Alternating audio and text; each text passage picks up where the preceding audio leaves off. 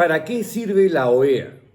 En teoría, para afianzar la paz y la democracia en el continente americano. Y en sus más de 100 años de historia, porque estamos hablando de una institución bastante antigua, ha tenido aciertos, pero también un montón de desaciertos y metidas de pata hasta los corvejones, ¿no? Como ayer, por ejemplo, o antes de ayer, cuando el Consejo Permanente de la Organización de Estados Americanos, la OEA, rechazó una resolución para exigir lo mínimo, transparencia en el proceso electoral del pasado 28 de julio. ¿Era mucho pedirle a los países integrantes de la OEA? Al parecer sí. Porque no se alcanzó a la mayoría de la votación para lograr esta, iba a decir insignificancia, pero esta cosa básica, elemental, fundamental, transparencia en las elecciones del pasado domingo 28 de julio. Y no se llegó por un voto de la mayoría absoluta de miembros. Entre los países que votaron a favor estuvieron Argentina, Canadá, Chile, Costa Rica, Ecuador, El Salvador, Estados Unidos, Panamá, Paraguay, Uruguay y el Perú. Y el Perú, todo hay que decirlo, mantuvo una posición correcta. Pero claro, uno como peruano le hace ruido la cosa porque, como dice Rosa María Palacios, no pretendas liderar en el continente a nivel regional la lucha a favor de la democracia de Venezuela cuando tienes un rabazo de paja en casa, ¿no? Porque no nos hagamos los cojudos. Aquí hay un régimen, un sistema manejado desde el Congreso, liderado por el Fujimorismo y sus cómplices o aliados o como quieran llamarlos, y tienen de títere a la presidenta Dina Boluarte, que están abriendo la trocha para llevarnos al sendero venezolano, controlando instituciones, erosionando la democracia, deteriorándolo todo, intoxicándolo todo. Entonces, y con 49 muertos, 49 muertos, asesinados de forma sistemática en lo que ha constituido una verdadera masacre, siguiendo un patrón. O sea, no es que fue una cosa accidental, no.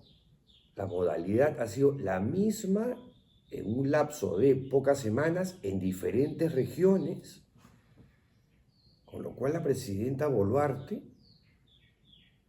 no puede hacerse la desentendida. Está bien votar a favor de Venezuela, pero no vengan a dárselas pues de grandes demócratas porque no lo son. Bueno, volviendo a la OEA. ¿Quiénes se abstuvieron? Entre todos los que se abstuvieron, habían dos países emblemáticos: Colombia y Brasil. Petro y Lula. ¿Quién no asistió? no asistieron varios, pero uno emblemático, México, AMLO, Andrés Manuel López Obrador, Petro, Lula y AMLO, tres presidentes de izquierda que dan vergüenza ajena. No quisieron jugarse, no quisieron comprarse el pleito y han dejado a Venezuela de alguna manera en esta pelea que continúa gracias al liderazgo de María Corina Machado y los venezolanos que en esta oportunidad van a pelear hasta el final. Si la OEA hubiese intervenido, era una manera de presionar a ese gobierno tiránico que quiere quedarse hasta el infinito y más allá. Y haciendo un poquito de arqueología para esta videocolumna, me topé con una columna de Mario Vargas Llosa de diciembre de 1992. Ya se había producido el golpe de Estado en el Perú el 5 de abril. Y esta es una columna que escribe Mario Vargas Llosa a propósito de, fíjense, del intento de golpe del teniente coronel Hugo Chávez.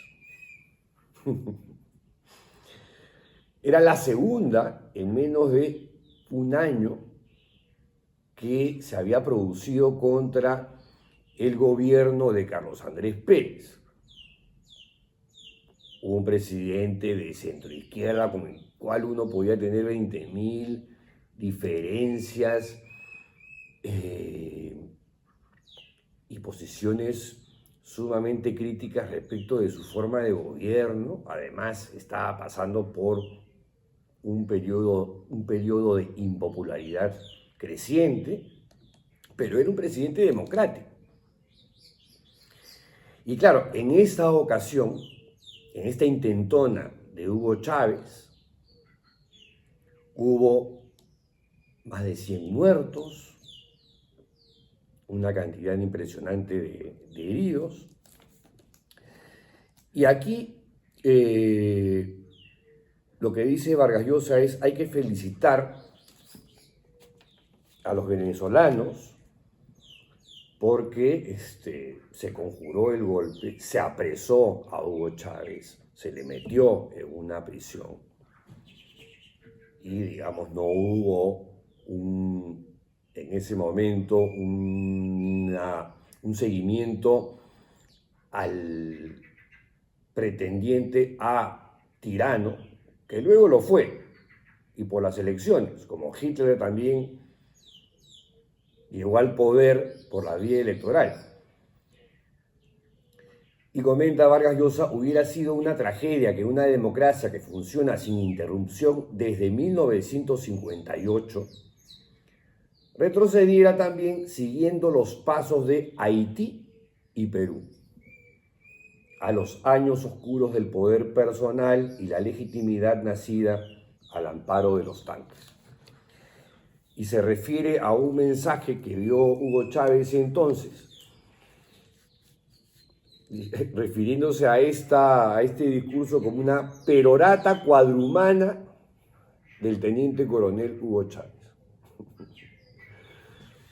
Y hace alusión, refiere a un artículo de un opositor radical del gobierno de Carlos Andrés Pérez que escribió en las páginas del Diario de Caracas y dijo: si son esos cretinos, refiriéndose a Chávez y a sus seguidores, ¿no?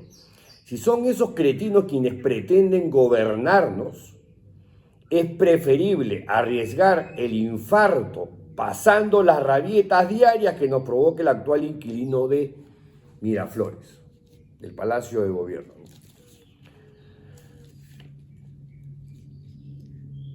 Y aquí Vargas Llosa, en esta columna titulada La OEA y los golpistas, se pregunta, ¿lo habrá entendido también la Organización de Estados Americanos?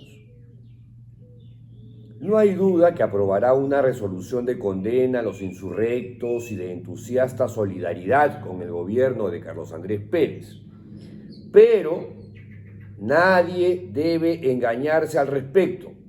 Serán lágrimas de cocodrilo y un entusiasmo a lo Pilatos. Y comenta acá un dato interesante que yo ya había olvidado, pero efectivamente ocurrió.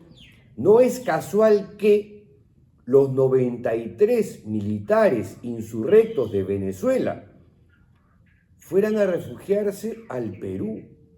O sea, Fujimori acogió a los seguidores del intento golpista de Chávez, a los golpistas, porque fue más que un intentón. No es casual que los 93 militares insurrectos de Venezuela fueran a refugiarse en el Perú, que el gobierno de facto se apresurara a concederles el asilo y que el líder de los rebeldes, o sea Chávez, haya declarado su admiración por el régimen de Fujimori.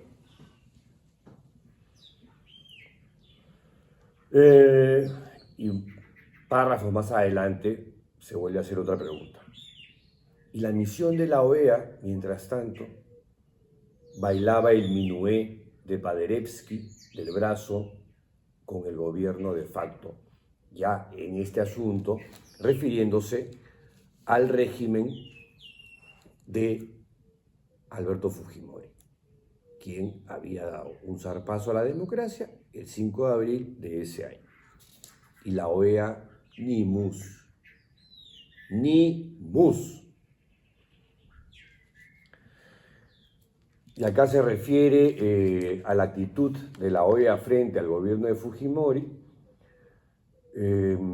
como una sistemática benevolencia para con todo lo que decía y hacía la dictadura fujimorista, y una ceguera y sordera también sistemáticas para atender e incluso querer enterarse de las quejas, protestas y denuncias de irregularidades múltiples de la que trataba de informar la oposición democrática.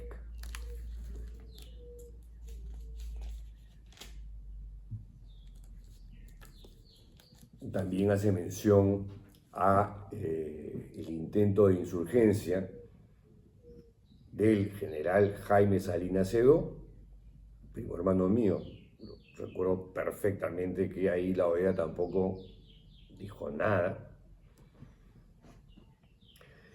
Y se tuvieron que comer cárcel en calidad de presos políticos durante 3 años y medio. Jaime ya falleció hace un tiempo y los que quedan vivos de estos militares insurgentes todavía no han sido reivindicados. Ojo, lo digo nomás al paso. Y subraya Mario Vargas Llosa que, con las excepciones de Canadá, Venezuela democrática en ese momento, Costa Rica y Panamá, todos los otros países representados en la OEA han mostrado frente al autogolpe peruano una lenidad e hipocresía que llegará a su ápice sin duda cuando en su próxima reunión decreten que, luego de los comicios del 22 de noviembre, el Perú es de nuevo una democracia ejemplar. Y así fue. Vargas Llosa siempre haciendo de profeta y en este caso achuntándola, ¿no? Y esa ha sido la historia de la OEA que, como habrán visto, muchas veces funge de celestina en historias como la del golpe de Estado de Fujimori en 1992 y la de el 28 de julio en el caso de el evidente fraude electoral de los comicios venezolanos. Que tengan un lindo fin de semana y regresamos el día lunes, si la tolerancia lo permite. ¡Chao!